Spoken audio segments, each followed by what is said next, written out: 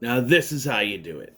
Hello there, I'm Scotty, you're not, and it's time, finally, me to bring you my review of Screamboat. Yes, Screamboat, the Steamboat Willie horror movie, the good one, actually. And if you're wondering, hey, heard there was a couple more of those out there. You did those two like the Popeyes? No! No, there's like a Mouseboat Massacre. One of them, which is produced by the guy who did Sharknado, which has me curious, but no. No, I'm not going to do that. This is the last one I'm doing. I was trying to do all these yesterday. Got a little too late. So, doing this one today. Um, so this movie does the one thing that all these movies should do. Have fun with it. It still has a serious tone, but it has fun with it, right? That's all you need. And this was coming out, and you heard that some people involved with Terrifier, where Terrifier 2 and 3 were involved in this. David Howard Thornton plays Steamboat Willie.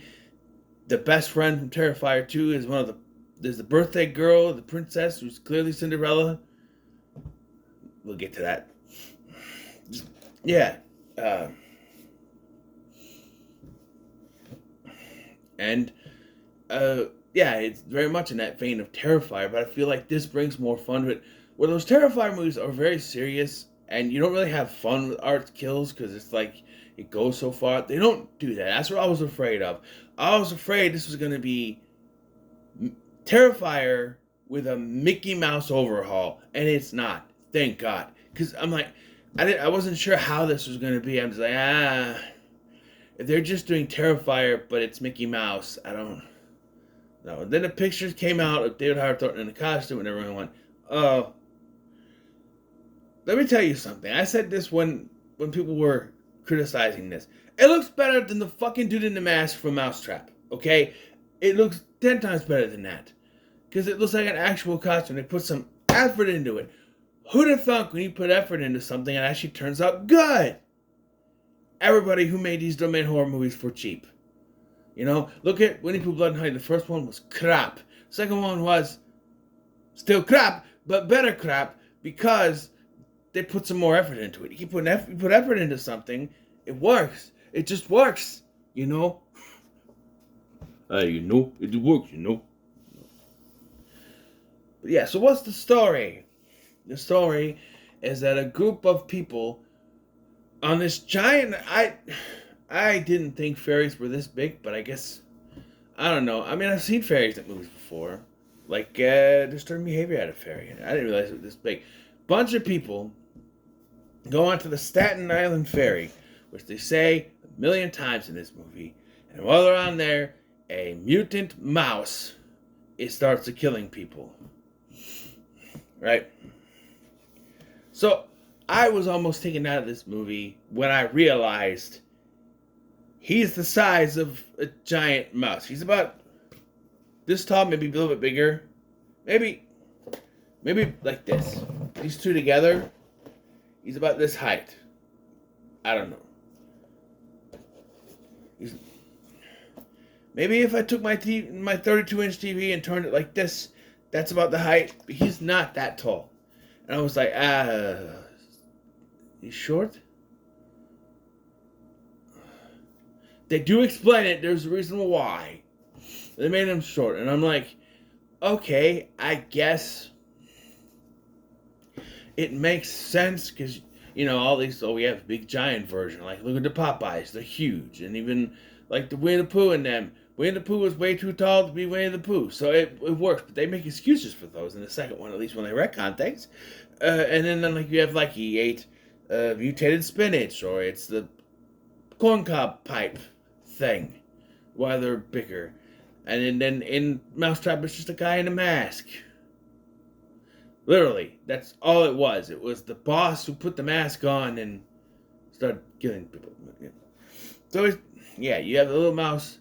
His name is Willie. Yeah, there's a bunch of stuff in this.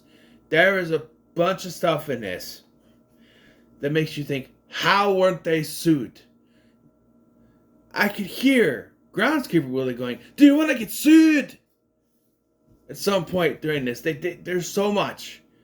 Like, the birthday girl that I mentioned, who's the best friend from Terrifier 2. Not the one that gets the salt in the wound stuff. The other one that dies in the Playland thing with her boyfriend. The boyfriend gets the choppy special down there. Her. She and her friends show up and they're dressed like Disney princesses, which I didn't get. One of them's dressed like Sleeping Beauty or Aurora. And then there's like one is Pocahontas and she's clearly Cinderella, which I didn't get at first. And at one point, like when she's running from Willie, her shoe falls off, and I went, ugh. This is after a scene where our other characters find a bloody message that says, a scream is a wish your heart makes, which is also from Cinderella. And I'm going, okay, I can see that maybe the Cinderella IP could be, like she's running around, she loses her shoe, maybe that's fair game. But to actually use something that is Disney-owned, that song. It's not from the story, that's a Disney song. And you just put a scream and you change one word. And it's okay. It's a little close. Not close. Our main character is Selena. Is that supposed to be a nod to Selena Gomez, who was a Disney girl for years? Is that, and she's on her way. She apparently hates New York, but she's on her way to New York to catch a plane or some shit. I don't know. And she's there, and there's a scene at the beginning where she's talking about her shoes. And I see the shoes and I go, no. They're not doing the olive oil thing. Like she's not Minnie fucking Mouse. Which they can't say because the character didn't have a name in the original cartoon, right? But, nah. Also, they have Willie whistle while he works, I guess. Whistle during when he's to lure people and to kill people. And it's a different song each time. And I'm like, those aren't the song. The song was, which plays during the credits. But that's the song they should be hearing throughout the movie, because that's the one that he does. But it's different ones, like Take Me Out to the Ball Game, all public domain songs, I'm pretty sure. Take Me Out to the Ball Game and other ones. And, yeah. There's a deckhand whose name is Pete, and it took me way too fucking long to realize that was supposed to be a connection. I'm like, they're like, oh, there's a bunch of Disney connections. And I'm like, really?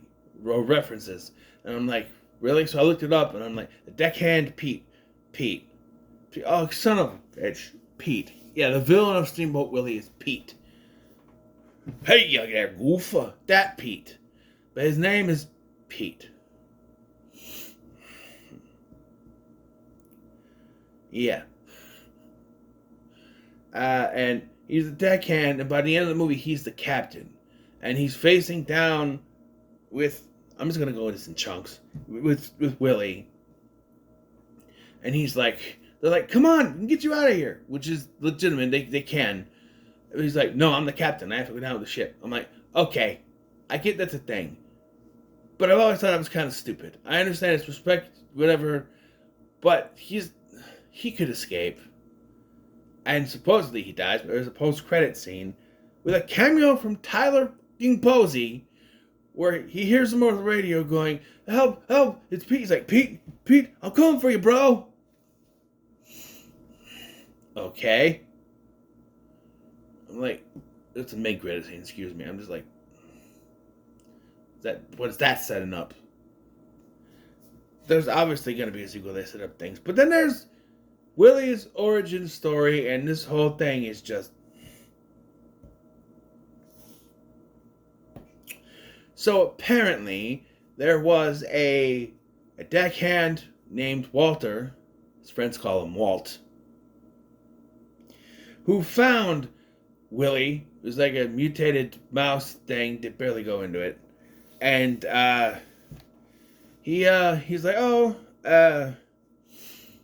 he sympathized with him, so he had to come out in the boat and everything, and now he's out free in the public. Do you get it? You get it?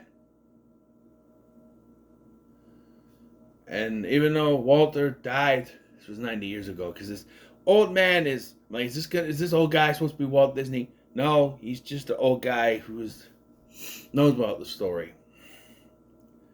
He worked on a boat 60 years ago, and he knew about Willie. Willie died at sea, but supposedly he still survived on the boat.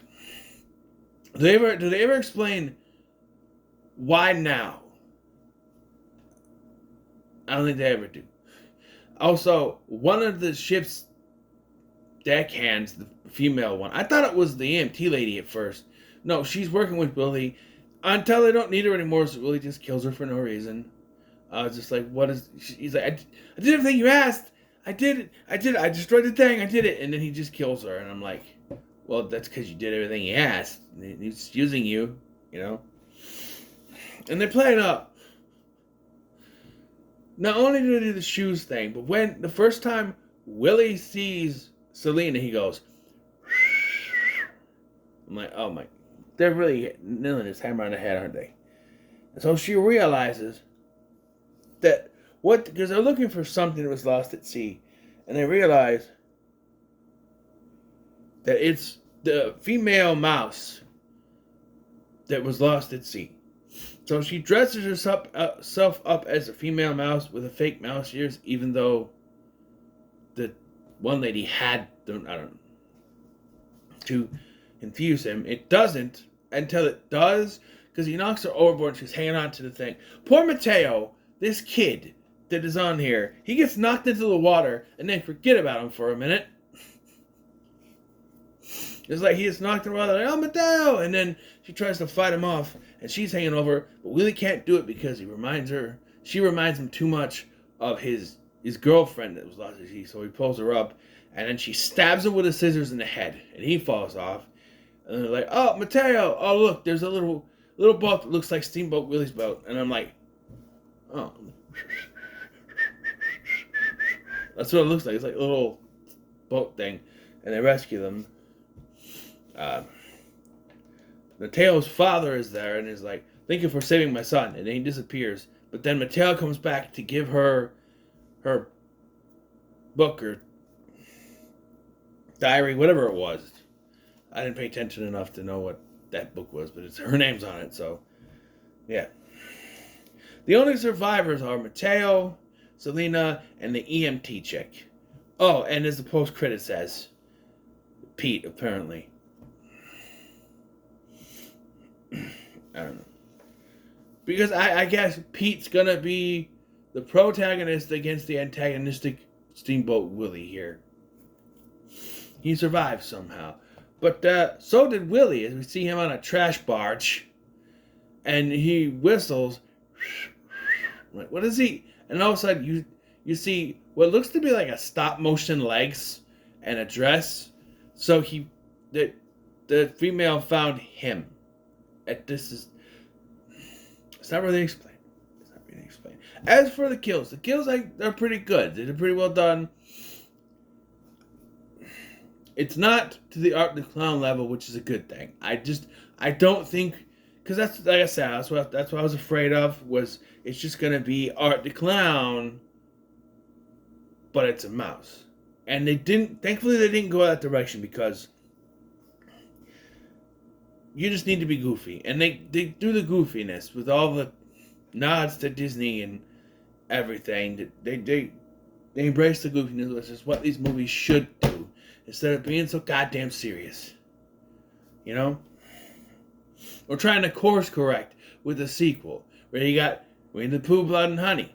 That was very serious. People didn't like that, but it made money. So let's be a little more goofy in the next one. And then Peter Pan's Neverland Nightmare. They went serious and grounded. There was I liked it overall, but it was still kind of questionable some of the things they did. Now, if they do a sequel, they're gonna go into it with Neverland. Why didn't you just do that to begin with? And I know the answer is budgetary reasons, but still, I don't know. But yeah, I think they get a high middle of the road. It's not high art by any means, but it's decent. I think it works for what it was trying to accomplish. It did that, and who knows if we get a sequel or not? Maybe, I don't know. But no. So, what are your thoughts on Screamboat? In the comments below, like, share, and subscribe. Thank you for watching. I'm Scott, and I'll see you in the next one.